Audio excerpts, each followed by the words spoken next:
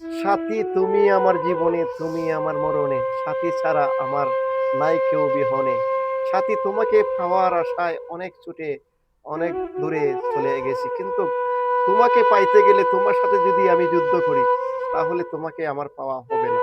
কেন? তুমি যদি আমার কথায় থাকো রাজি, তে ডাইকা আনতে পারি কাজী। আসলে তুমি আমার কথার মধ্যে নাই।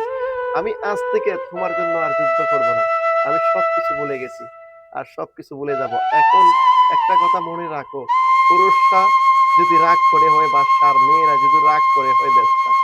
তোমার যেটা ভালো লাগে এটাই করো। তুমি ১০০ টা ছেলের সাথে যদি তুমি এখন চলাফেরা করো, আমার দুঃখ লাগবে না।